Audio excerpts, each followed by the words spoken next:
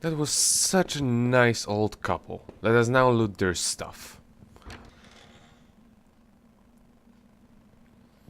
Alrighty then. They're bound to have something good here.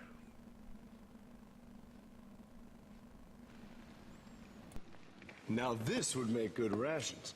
Let's take some with us. I can't believe it. Are you still hungry? I didn't have anything to eat or drink for 3 days. Of course I'm hungry. Speaking of which, you wasted all of that food. What's wrong with you? Yeah. If it weren't poisoned, then I would have had some. Pardon? I said, if the soup weren't poisoned, then I would have had some. Got it? Poisoned? No way. Just a little bit. I smelled some poisonous plant. What's that? I can tell you how you're going to feel. In about half an hour, you won't be able to move your body. If you don't find an antidote, you'll definitely die. So they really were trying to kill us. But why? Don't know. But it seems they're quite used to doing it this way. They must be hiding something. Listen, Edward. I'm going to try to cure you now. But you have to promise that when I do, you won't get mad and rush back to that couple right away. It's safer if we pretend we're dead and continue exploring this building.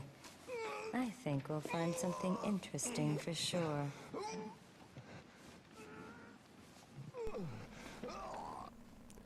Not even half an hour in and we already got poisoned by an elderly couple. I mean, how long does it take in other RPGs for that to happen? And we will pick up this knife. We still won't equip it because I didn't fully explain why I don't equip any weapons on my people. The main problem is you do level up by using items.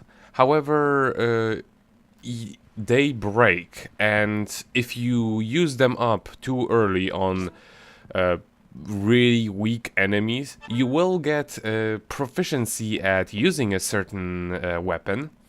However, you won't have a weapon to use it with. That is what basically happened to me on my preparational run of this. And these stairs are fucking stupid.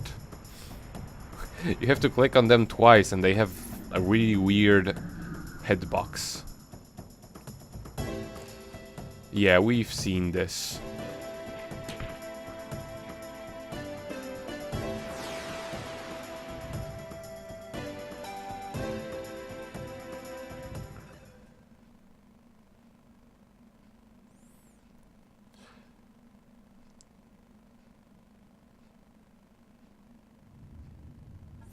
Now, in any case,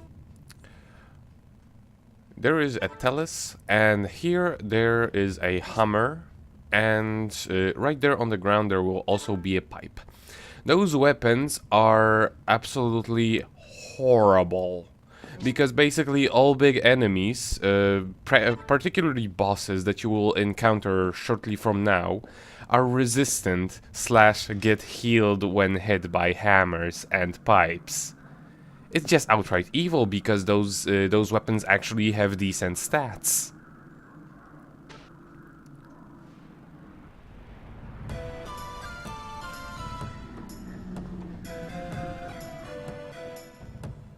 Now, I think I have equipped my Edward with, yes, with a pipe, and I will immediately regret doing so. These plants are, of course, as plants, they are weak to fire, and also they are weak to cutting them.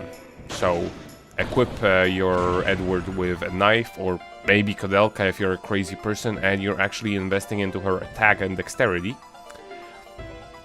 Poison isn't actually quite as bad of a status effect, because, again, healing yourself is kind of easy, and just don't bother with it. It's important to use a lot of stat boosters during boss fights. On regular encounters, they're rather worthless. However, during bosses, it is imperative that you use those, because otherwise, your weapons will break before you will actually be able to do any significant damage to your bosses. It's basically a matter of saving your items in decent enough, yeah. It's just a matter of saving weapons. Yeah, this gets kind of annoying. You don't actually during most of the encounters, you want to keep as close to the enemy as possible. Mostly because that will prevent them from getting closer to your casters.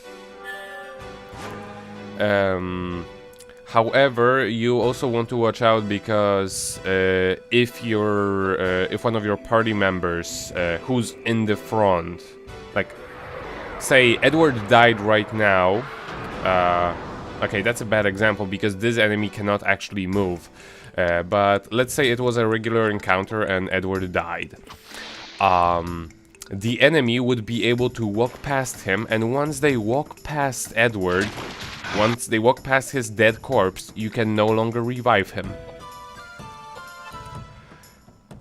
So if that happens, it's actually better to just run away. Well, you can technically just beat the encounter, but he's going to miss out on the experience. And in this game, it's really hard to actually get people back to speed. This is why I said to actually not run into too many encounters, to not grind at this point, because first of all, we don't even have a healing spot, and second of all, yeah, you would get ahead of the third character that is going to be joining us very soon.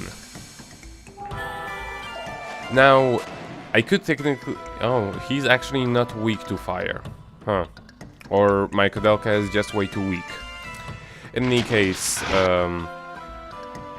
just invest all of her magic into his attack power and dexterity. If that's another thing. Once when you're increasing attacking stats, you need to think exactly the same as you would when you're increasing their stats during level ups. There needs to be a balance between strength and dexterity, because otherwise your stats are just not gonna be giving you anything anymore. So say you're increasing his physical attack, his strength, and at certain point you just see that you're not doing any more damage to the enemy. Then you should start increasing his dexterity. Although you should actually start by increasing his dexterity because, as I said before, it's both defense and offense. And also another thing about the stat boosts, they are at the very same time stat boosts and stat decreasers. Stat boosts and stats debuffs when used on the enemies. So basically, fortified strength when used against enemy is decreased strength. They just keep it simple so that you don't have like what it would be 20 different attacks for increasing and decreasing stats.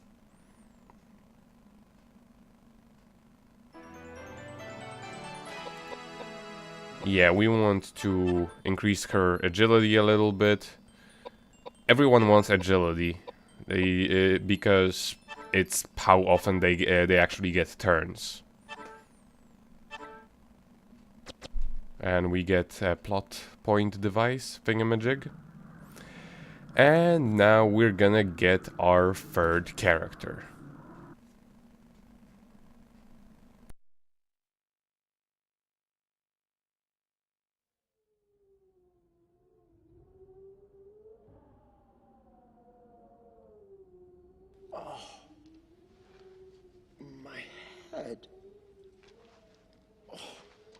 What happened? Oh, yes. That's right. That monster.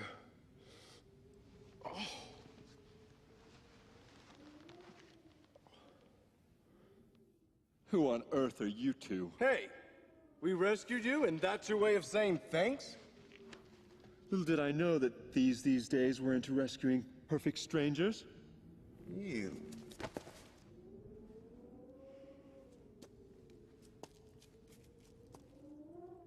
My name is Koudelka, and this is Edward.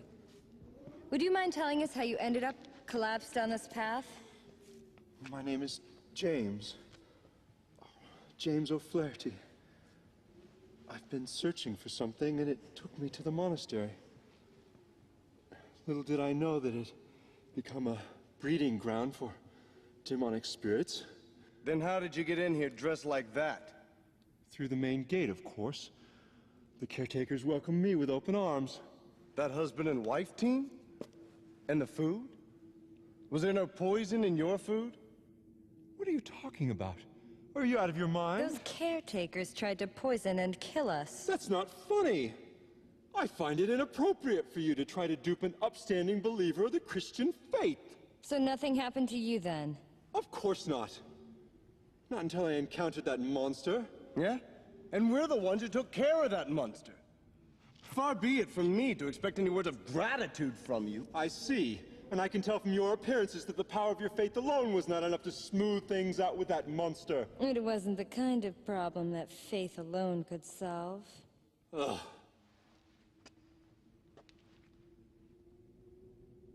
Look at this plinth.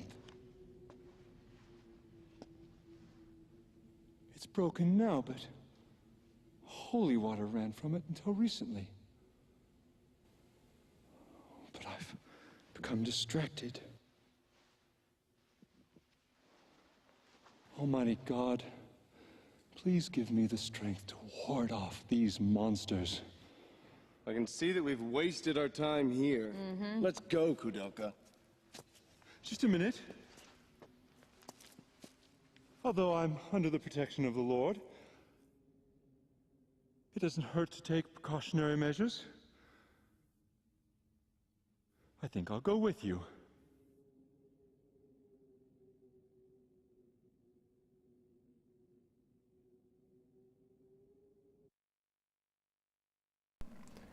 Now, this is something about this game that I actually really like. The characters absolutely hate one another. They're only sticking together because they absolutely need to, because otherwise they're going to get molested by all of the monsters.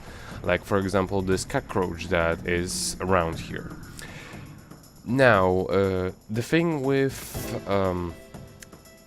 James, he, as we should see shortly, his stats are a little bit weird. They suggest that you should actually make him into an exclusive stat booster or slash gun user, because he starts off with a lot of pie, like at least 20 pies.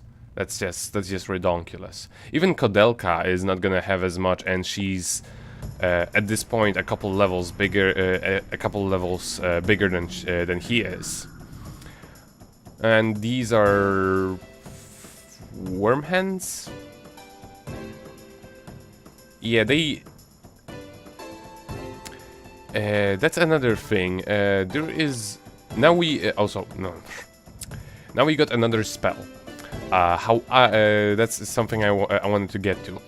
How I organize my my James is basically to make him another Koudelka, aka another magic caster. However, I always make sure that he levels up different spells than Koudelka does.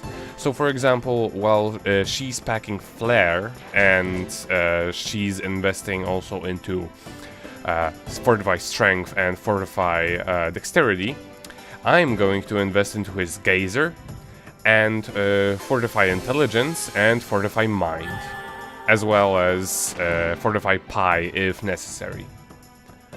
When it comes to Edward, the only spell he's ever gonna be using is Fortify Agility, because that's very useful against bosses. And if you're gonna be using on the boss, because usually there is only one enemy, it will give a shorter turn interval for all characters. So he's not gonna be needing so much magic for that. Now, as you may have seen, our James doesn't start off with the biggest intelligence. He wasn't able to do any sort of damage to those little worm hands, which is kind of sad. Unless you get a ring. Rings are just accessories. You can put 2 of those on each character, and they usually those accessories may influence all kinds of stats or give you some sort of resistance. It's basically like in all games. If you find an enemy that drops them, it's good to stay around in the area and fight them till you actually have, like, let's say 4 of them, so you can put them on both of your casters. You don't really want to put them on Edward, since we don't want to give him too much pie. Now, as you may have seen before, now that we have 3 characters, every time we use magic on any of the enemies, the load time after the attack happens is ridiculous. That is because for each magic strike, all of the models are removed. You can see it from Koudelka's perspective. However, once we get a view from James's side when he's casting spells, you will see that basically all of the models reappear the moment you finish casting your spell, and it takes a damn while. Especially when you're fighting against multiple enemies or against a boss that is just better detailed than anything else. It really makes some of the fights really long. The battle system is overall rather badly optimized, but there is a reason to all of that. However, I will wait until I think the next or the episode afterwards to explain all of that, because it's actually quite an interesting story on its own. And you may notice, you may or may not notice, depending on my editing skills, I am cutting out basically all of the menus, because I generally just like to mess around in them for a long while, or just am taking a pause. For now, there isn't really much to the accessories, as we basically don't have any weapons or accessories or armor. And when it comes to the armor, we may not get any at all. Now, I'm gonna be skipping this encounter because I've been fighting this knight for like 5 minutes and it didn't go anywhere. Because those can paralyze you, and they are also horrifyingly resistant to magic. They're weak to knives, but since for now I don't have any efficient way of restoring statuses, it's best to just run away. That's another thing. The run away button is hidden in the battle system. You have to press either circle or triangle, I don't exactly remember, and then you will get the option to escape.